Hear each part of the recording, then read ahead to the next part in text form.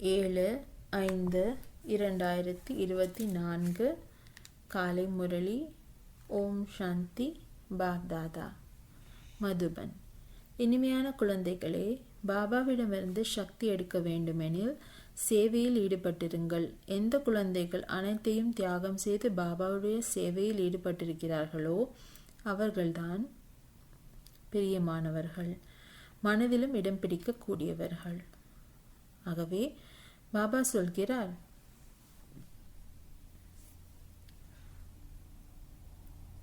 சேவையில் நாம் ஈடுபட்டு இருந்தோம் என்றால் மட்டுமே நாம் பாபாவிடம் சக்தியை எடுக்க முடியும். அது எப்படிப்பட்ட சேவையாக இருக்க வேண்டும் என்பதையும் பாபா விளக்குகிறார். அது என்னவென்றால், பாபா சொல்கிறார், தியாகம் நாம் முழுமையாக தியாகம் செய்த பிறகுதான் சேவையில் ஈடுபட்டு இருந்தோம் என்றால் நாம் பாபாவின் பிரியமானவர்களாக ஆகின்றோம். மனதிலும் கூட நமக்கு பாபாவிடம் நமக்கு ஒரு இடம் உண்டு என்று பாபா சொல்கிறார். எப்படிப்பட்ட தியாகம்? பழைய சமஸ்காரங்கள், வீண் எண்ணங்கள் மற்றும் பழைய உலகம், பழைய தேக உணர்வு மற்றும் தேக சம்பந்தங்கள், புத்தியில் அனைத்து தேக சம்பந்தங்களின் நினைவு மற்றும் அனைத்து விகர்மங்கள் மற்றும் பாவங்கள் ஆகியவை முழுதுமாக பழைய உலகத்தையே முழுமையாக தியாகம் செய்துவிட்டு நாம் பாபாவின் சேவையை செய்தோம் என்றால் அப்போதுதான் பாபாவின் பிரியமானவர்களாக ஆக முடியும். பாபாவிடம் நமக்கு ஒரு இடம் இருக்கும், மனதில் நமக்கு ஒரு இடம் இருக்கும். கேள்வி: குழந்தைகளிடம் குஷியானது நிரந்தரமாக ஏன் இருப்பதில்லை? இதற்கு காரணம் என்ன? பதில்: நினைவு செய்யக்கூடிய சமயத்தில் புத்தியானது அலைபாய்கிறது. நிலையான புத்தி இல்லாத காரணத்தினால் குஷியானது இருப்பதில்லை. மாயாவினுடைய புயலானது தீபத்தை அணைய வைக்கின்றது. எதுவரை கர்மம் அக்கர்மமாக மாறவில்லையோ அதுவரை மகிழ்ச்சி, குஷி நிலையாக இருப்பதில்லை. அதனால் குழந்தைகள் இந்த ஒரு முயற்சியை செய்ய வேண்டும்.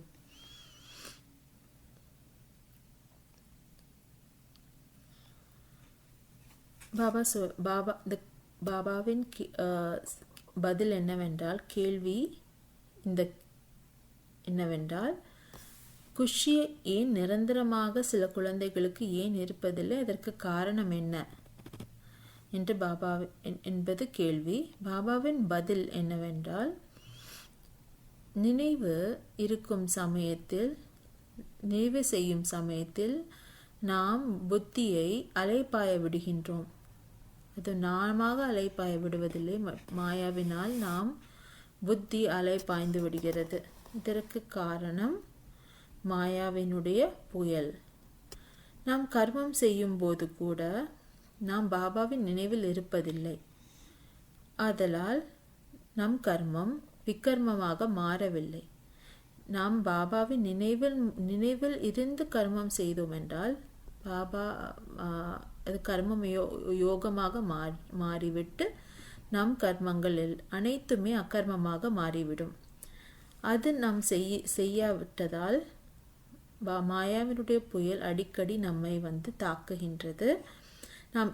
நாம் பிஸியாக இருந்தோம் என்றால் கூட நம் மாயா நம்மிடையே அதோட புயலை நம்மிடம் வெளிப்படுத்துகிறது. ஆகையால் நம் குஷியின் நேரம் நிலைத்திருக்க முடியவில்லை. நம் நினைவில் உட்கார்ந்திருக்கும் போது கூட இந்த மாயா புத்தியில் அலைபாய வைக்கிறது. ஆகையால் நாம் முதலில் கர்மங்களை அக்கர்மமாக மாற்றிவிட்டு உட்கார்ந்து நினைவில் அமர்ந்திருக்கும் போது புத்தி அலைபாயாது, மாயாவினுடைய தாக்கமும் இருக்காது. ஆகையால் நாம் குஷியாகவும் இருக்க முடியும், நிரந்தரமாக குஷியாகவும் இருக்க முடியும்.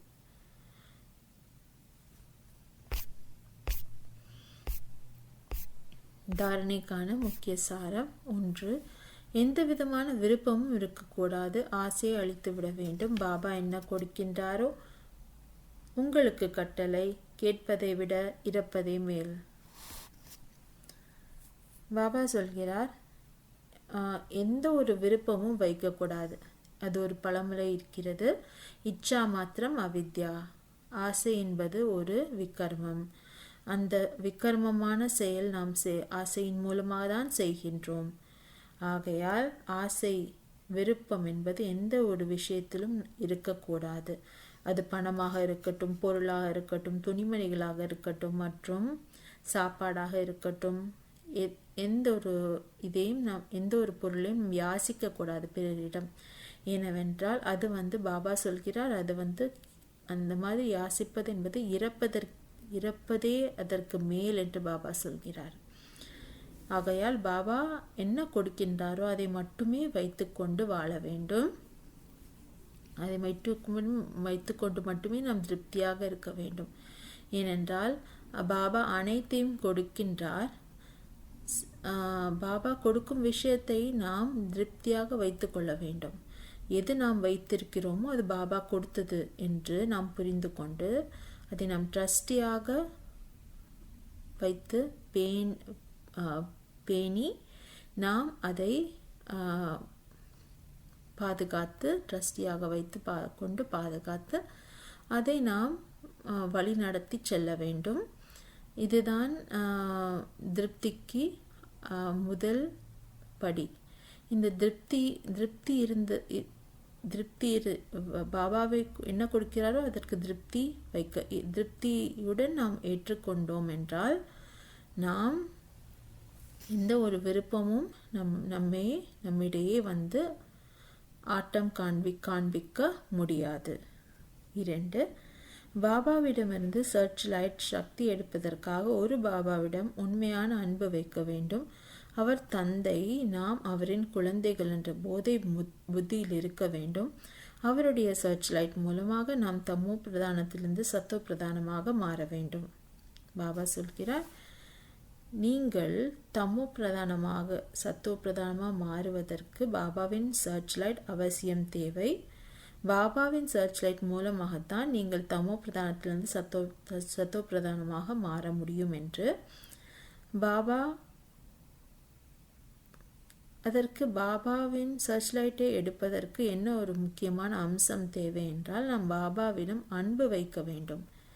அன்பின் அடையாளம் என்னவென்றால், அன்பு எது மூலியமாக வருகிறது? அன்பு பாபா அன்பு, உண்மையான அன்பு பாபாவிடம் இருந்தால் நாம் எப்போதுமே நமக்கு அந்த போதை இருக்கும். அவர் தந்தை, நாம் அவரின் குழந்தைகள் என்ற போதை நமக்கு எப்போதுமே இருக்கும். நம் பாபாவிடம் உண்மையான அன்பு வைத்தோம் என்றால் அவர் தந்தை, நம் குழந்தைகள் என்ற போதை நம்முடைய எப்போதுமே இருக்கும். ஆகையால் இந்த அன்பின் மூலமாக பாபா நமக்கு சர்ச் லைட்டை கொடுப்பார். இந்த சர்ச் லைட், அதாவது சக்தி மூலமாக நாம் தமோ பிரதானத்திலிருந்து சத்தோ பிரதானமாக மாற முடியும். சத்தோ பிரதானம் தான் தூய்மை, புனிதம், அதிமேன்மையான நிலை. தமோ பிரதானம் என்பது ராவணனின் ஆட்சியலால் உருவானது. சத்தோ பிரதானமாக மீண்டும் நாம் பழைய மாதிரியே ஆக வேண்டும். அதற்கு பாபாவின் சக்தி, அதாவது சர்ச் லைட் தேவை. ஓம் சாந்தி. வரதானம் அழகாக இன்று வரதானம் பாபா சொல்கிறார், இரக்க பாவனை மூலமாக நிமித்தமான கருவியாக இருந்து சேவை செய்பவராகி பற்றற்றவராக ஆகுக. நிகழ்காலத்தில் ஆத்மாக்கள் அனைவரும் களைப்படைந்து அவநம்பிக்கையுடன் கருணை கேட்கின்றனர். வள்ளலின் குழந்தைகள், நீங்கள் தனது சகோதர சகோதரிகளுக்கு இரக்கம் காண்பீங்கள். ஒருவர் எவ்வளவுதான் தீயவராயினும் அவர் மீதும் இரக்கம் காட்டுங்கள். ஒருபோதும் வெறுப்பு, பொறாமை, கோபம் இருக்கக்கூடாது. இரக்க மனம் சுலபமாகவே நிமித்த உணர்வை வெளிப்படுத்தும். மற்றும் பற்றின் காரணமாக இரக்கம் வருவதில்லை. மாறாக உண்மையான இரக்கம் பற்றற்றவராக மாற்றிவிடும். ஏனெனில் அங்கு தேக உணர்வு இருப்பதில்லை. பாபா சொல்கிறார், வரதானத்தில் நாம் எப்படி இருக்க வேண்டும்? இரக்க பாவனையுடன் இருக்க வேண்டும். நாம் இரக்க மனம் நமக்கு உண்டென்றால் அது நம்மை கருவியாகவும் ஆக்கிவிடும், பற்றற்றவராகவும் ஆக்கிவிடும். சேவை செய்யும்போது நம்மை பற்றற்றவராகவும் ஆக்கிவிடும். ஆகவே இரக்க பாவனை மிகவும் அவசியம் என்று பாபா சொல்கிறார். இரக்க பாவனை உள்ள குழந்தைகள் தனது சகோதர சகோதரிகளுக்கு இடம் எந்த ஒரு வெறுப்பு, பொறாமை, கோபமாக எதுவுமே அவர்களிடம் இருக்காது. இரக்க மனம், இரக்க பாவனையில் மட்டுமே அவர்கள் சேவை செய்வார்கள். அப்படி அவர்கள் செய்து நிமித்தமாக மாறிவிடுவார்கள். நிமித்தமாக மாறுவதுடன் அவர்கள் பற்றிலிருந்து முற்றுவதுமாக விலகி விடுவார்கள். என்னால் பற்றற்றவராக மாற முடியும் அவர்களால். என்னால் இரக்க மனப்பான்மை பற்றற்றவராகவும் மற்றும் நிமித்தமாகவும் ஆக்கிவிடுகின்றது. பற்றற்றவராக எப்பொழுது பற்றற்றவர் என்றால் தேக உணர்வு ஒருபோதும் இருப்பதில்லை. தேக உணர்வே முழுமையாக இருக்கவில்லை என்றால் மட்டுமே பற்றற்றவராக இருக்கிறோம் என்று அர்த்தம். ஆகவே தேக உணர்வு முற்றிலும் இல்லாமல் இருக்கும்போதுதான் நாம் பற்றற்றவராக இருக்கிறோம். பற்றற்றாக எது நம்மை ஆக்கிறது? இரக்க உணர்வு, இரக்க மனப்பான்மை, இரக்க பாவனை. இதனால் இரக்க மனப்பான்மை, இரக்க உணர்வு மற்றும் இரக்க பாவனை இருந்தால் நம்மிடையே வெறுப்பு, பொறாமை, கோபம் ஆகிய அரக்க குணங்கள், அரக்க விகர்மங்கள் இருக்காது. மற்றும் நிமித்தமாகவும் ஆகிவிடுவோம்.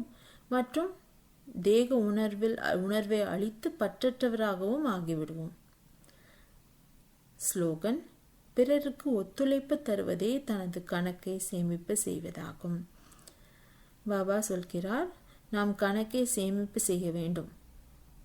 ஆகையால் நாம் என்ன செய்ய வேண்டும்? அதற்காக பிறருக்கு ஒத்துழைப்பு தர வேண்டும். ஒத்துழைப்பு தந்தால் மட்டுமே நம் கணக்கு சேமிப்பாகும். ஒத்துழைப்பு என்றால் சகயோகம். சகயோகம் மட்டும் செய்தால் போதாது. சகயோகத்துடன் சகஜயோகம் இணைந்து இருக்கும்போது நம் சேமிப்பாய்கொண்டே போகிறது. நாம் உழைக்க வேண்டிய அவசியமில்லை. சகஜயோகம் இருந்தால் நாம் உழைக்க வேண்டிய அவசியமில்லை. சகயோகத்தின் மூலம் சேமிப்பும் நடக்கிறது. உழைப்பும் இல்லாமல் நாம் யோகம் செய்து கொண்டே பிறருக்கு ஒத்துழைப்பு தர முடியும். ஓம் சாந்தி.